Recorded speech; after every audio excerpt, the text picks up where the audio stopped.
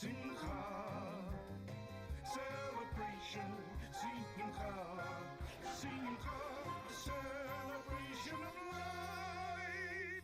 Hello and welcome to Simcha, a celebration of life. I'm your host, Aaron Halevi.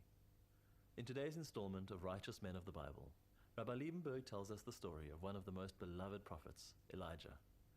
Many events have been linked to Elijah, such as the future redemption of Israel through the coming of the Messiah. It is also believed that Elijah, or Eliyahu, frequently comes down to earth to help Jews in distress, or reveal some secrets of the divine Torah to our great scholars.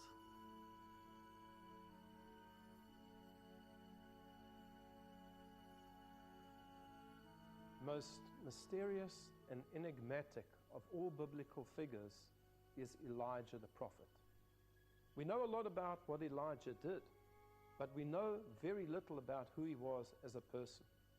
We don't know exactly where he came from. Sometimes he is called Ha-Tishbi, the person who came from Tishbi. Sometimes he is called Ha-Giladi, the person who came from Gilad. We don't know which of the 12 tribes of Israel he was a member of. We don't know who his wife was or whether he had children. We know, of course, about his famous student, the prophet Elisha, but he remains an enigma. Elijah the prophet lived at a very, very difficult time. The Jewish nation had split into two kingdoms. In the south was the kingdom of Judah, led by kings from the dynasty of King David. And in the north was the kingdom of Israel, of the 10 tribes. And they were more often than not led by a very wicked king. And in the case of Elijah, perhaps the most wicked of all, King Ahab and his wife Jezebel. And Ahab and Jezebel went on a complete crusade against the Jewish religion. They crushed the Jewish religion. They prevented all of the citizens of the northern kingdom from moving down to the southern kingdom for the pilgrimage to the temple. They set up idolatry. They forbade the performance of many religious commandments and observances, including the fundamental commandment of Brit Milah, of circumcision. And no one seemed to have the power to stand up to these people. Suddenly there appears on the scene Elijah the prophet, Eliyahu Hanavi. And of course we know about the miracles that he did. He even resuscitated someone from the dead. But that's not what made him a famous person.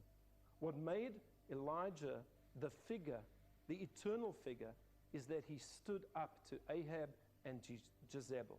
And he said to them as follows: if there is not a return to God, then I decree that there will be a famine, and that rain will not fall until I say so. Well, of course, this made him a very, very unwelcome person in the court of the king.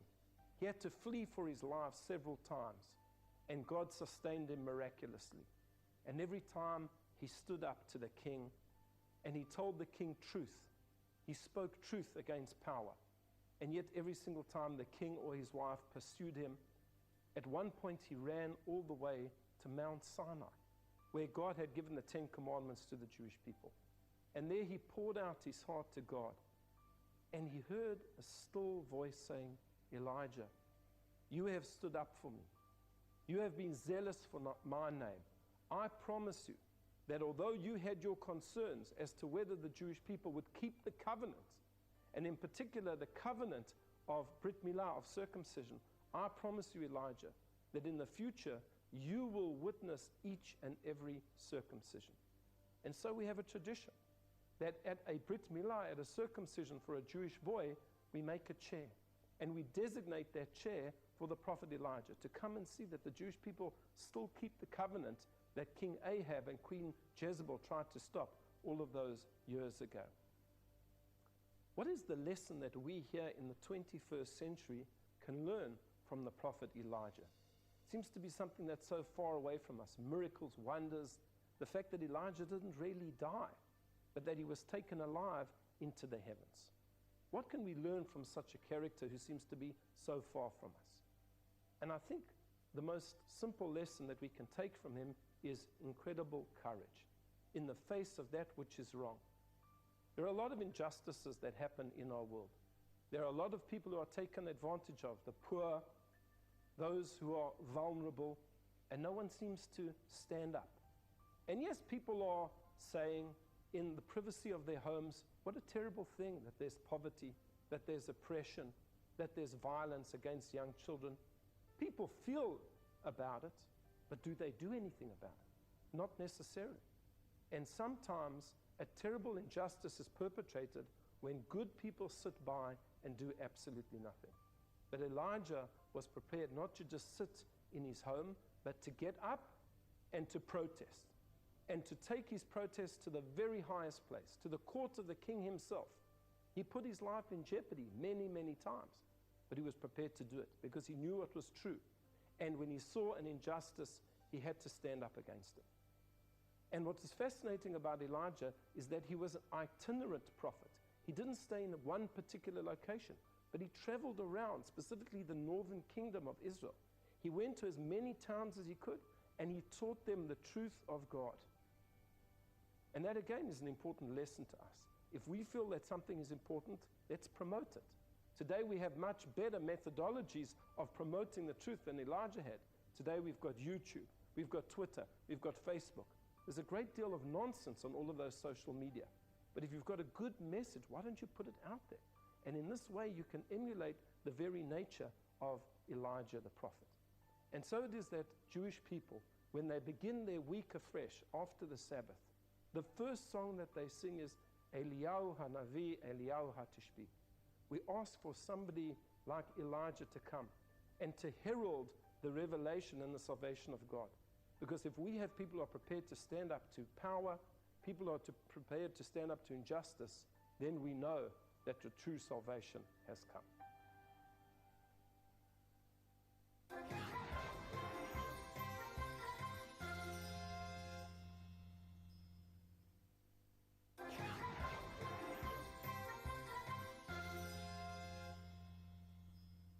Batya was an Egyptian princess and one of the daughters of Pharaoh. According to the Midrash commentary on the Torah, she heard a baby crying in the bulrushes and drew the baby out of the river Nile. Batya called the little boy Moshe, which means drawn out. Today, Rebbetzin Knof elaborates on the qualities and attributes of this remarkable woman.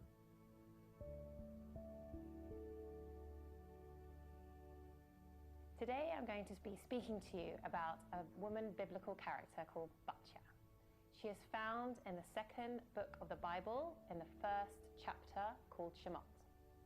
She was the daughter of Pharaoh. The name Batya actually means daughter of God, because at the time Pharaoh himself thought of himself as God, the ruler of the world.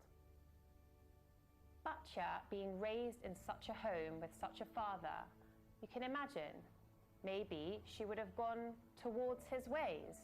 But in this very interesting story and this whole turn of events, you see that she actually rejects everything her father taught her in the palace. It was one day that she went towards the Reed Sea, the River Nile, and she went to bathe.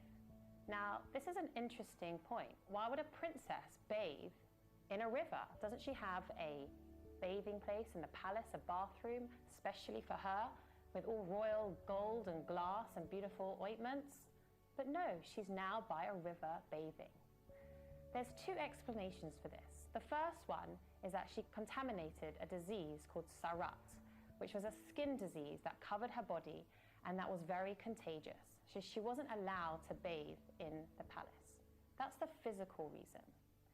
There's a much more interesting spiritual reason to why Batya was by the river. She was actually finalizing her conversion from becoming a Gentile to a Jew. At the time of her conversion, where she bathed herself in this Nile, she saw a baby boy in a basket. This baby boy was no ordinary baby boy. There was a light that shone from the basket, something quite supernatural. She went to stretch her arm out, and the sages say that she couldn't quite reach the basket. But a miracle was performed, and her arm was stretched further than was naturally possible, and she was able to bring the baby out of the danger of the Nile. The commentators say that this was the acceptance from God for her conversion. How is it that Moshe, this baby boy, was put in a basket and was sent down the river. At this time, King Pharaoh saw that the Jewish people were multiplying, and he wanted to put an end to the Jewish people. So one way of doing this was to kill all the baby boys that were born at the time. Miriam, Moshe's mother, who obviously wanted to protect her baby son, hid him for the first 3 months of his life. But his crime became too strong, and it was becoming too difficult to save him and to hide him in their home. So you can imagine how hard it was. She placed him in the basket, knowing that God will protect him. But she didn't just rely on that. She also sent her daughter Miriam to watch to see how the basket and her baby brother are doing along the Nile.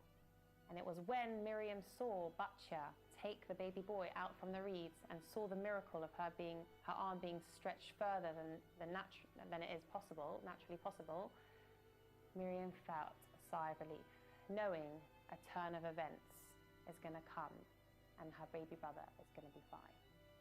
How ironic. King Pharaoh, the one that decreed all baby boys to be put to death, is now being raised in his own palace by his very daughter.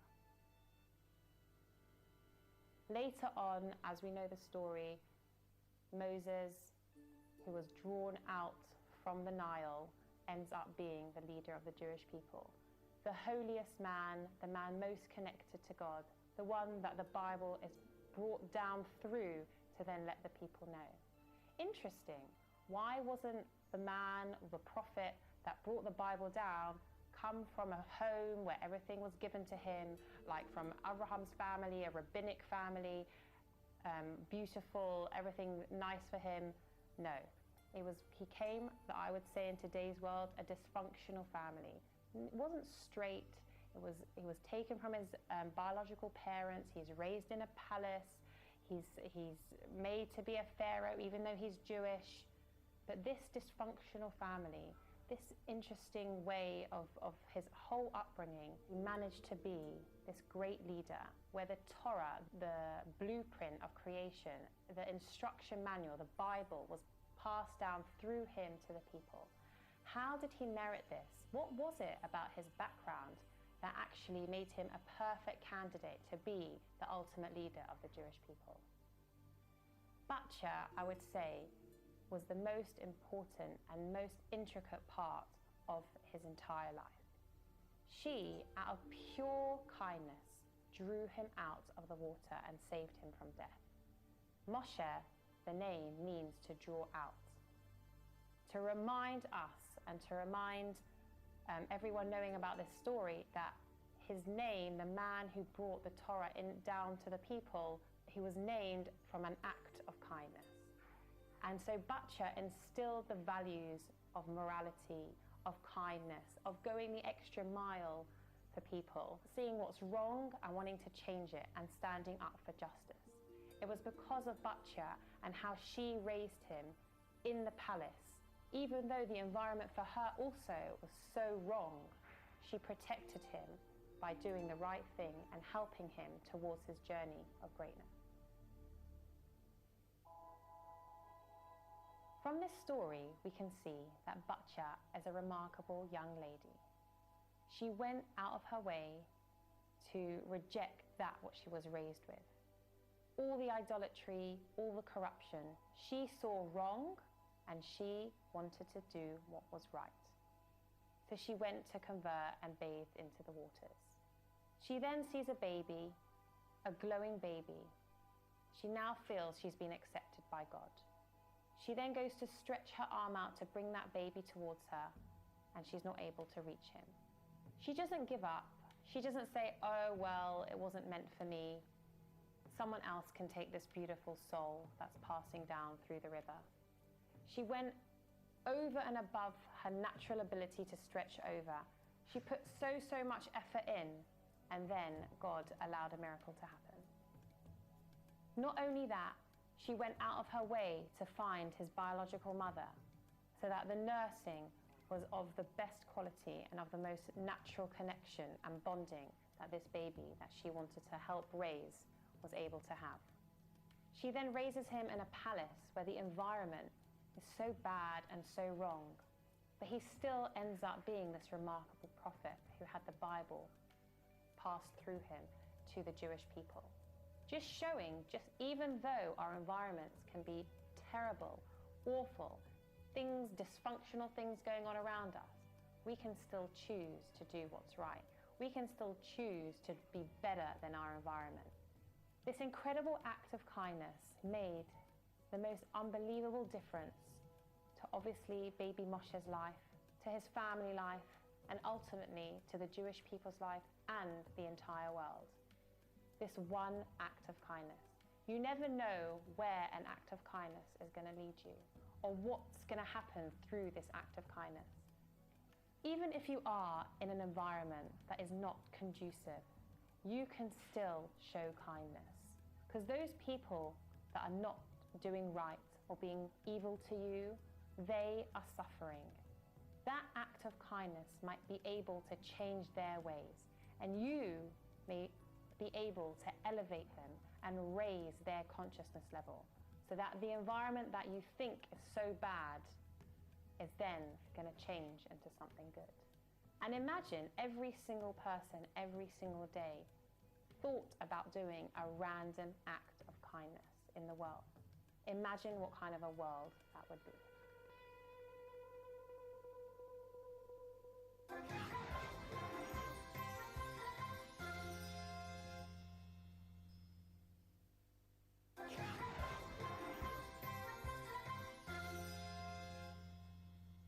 Rabbi Becker is the author of Gateway to Judaism, The What, How and Why of Jewish Life, and is one of the contributing rabbis on the Ask the Rabbi website. Simcha caught up with him at the Sinai in Darba and spoke to him about Jewish unity and why good things happen to bad people. There's a range of approaches in Jewish philosophy and also amongst non-Jewish philosophers to the question of theodicy, meaning justification of God. There are those who justify it based on the past, meaning it may be that the person is not completely good, maybe they have certain things to correct in their life. Sometimes it's because the person is responsible for other people. They may be personally okay, but maybe they didn't affect others enough, or perhaps even negatively. Sometimes Kabbalists would say there's issues of reincarnation, past lives, tikkun, fixing of what the person needs to be fixed. Sometimes it's a matter of a choice between perhaps some level of suffering in this world versus a more perfect world to come. Sometimes there are some who justify suffering based on future effects. Anyone who's been to the army basic training, which I have been in the IDF, will know that it's horrible. But the worse the basic training is, probably the better trained you'll be for when the real battle. So if you want to bring out the best of a person, sometimes, as I think William James put it, the Harvard psychologist, a violin doesn't produce very good music if the strings are not stretched very tight. And sometimes God's stretching our strings tight to bring out what we're coming to the next level and what we need to do. Then you also have the approach of others, Rebbe and others, who talk about the fact that we can't even understand the complexities of birth sometimes. There are aspects of the physical world that we don't understand. So to understand the complexities of a spiritual world and the calculations of each person and so on and so forth, we are like an ignorant fool in the presence of the Nobel Prize-winning physicist. He's trying to explain to us quantum theory, and we're saying, so can you start at the beginning, please? You know, first the Earth cooled, forget it, right? And then, of course, you have the famous Franz Rosenzweig talks about the free will defense, which is that at least suffering which occurs as a result of human free will is because God ultimately, if he were to intervene in every unjust case, that would put an end pretty much to human free will, and he wants to give us the maximum meaning in life. Maximum meaning in life requires maximum free will. Maximum free will requires minimum divine interference and intervention, and that is going to end up very often, sometimes with the righteous suffering and the evil prospering.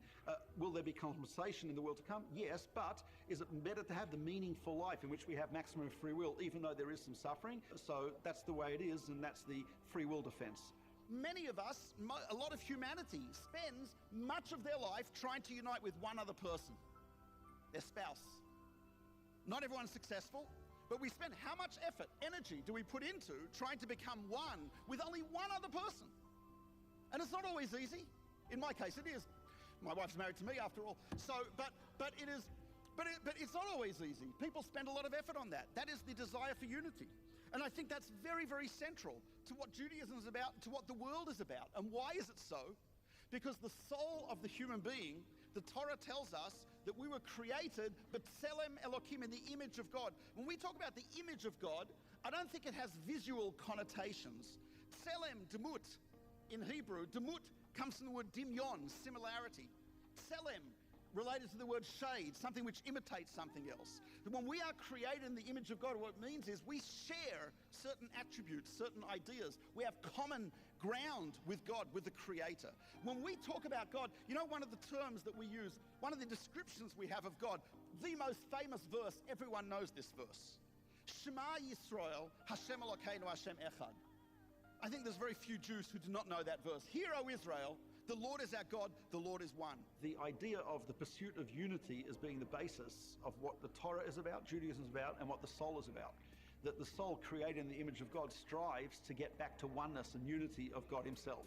The Torah starts with the second letter of the alphabet, Beit, not Aleph, because the world is almost like creation's a compromise almost on divine unity. Our job is to get from the Beit to-ness back to oneness. We do that integration of thought, speech, and action. We do that by trying to become one with other people, love, marriage, community, friendship, etc. We try to become one with God and unite with him.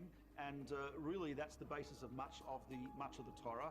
And I try to show that that was also, you find that also in science, that science attempts to tie things together, to see that phenomenon A, B, and C are actually tied together by a very beautiful mathematical algorithm, that you cannot separate the tsunami from the earthquake, from the tectonic plate activity. They're actually all part of one thing. There's a certain beauty to science, which is that unity, and that's what the human soul desires.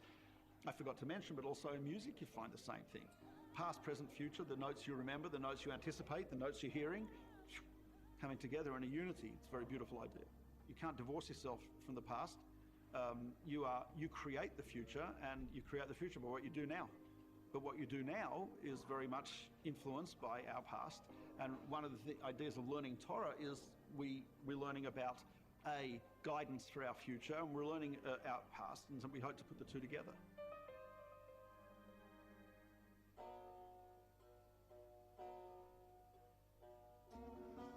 Today's Pirkei Avot comes from chapter 5, verse 21. Delve and delve into it. For all is in it. See with it. Grow old and worn in it. Do not budge from it, for there is nothing better. According to the pain is the gain. That's all we have for this week's episode of Simcha, a celebration of life. As always, we'd love to hear from you, so please send us a message on Facebook at Spirit Sister Productions. From me, Aaron Halevi, and the Simcha team, have a wonderful week ahead.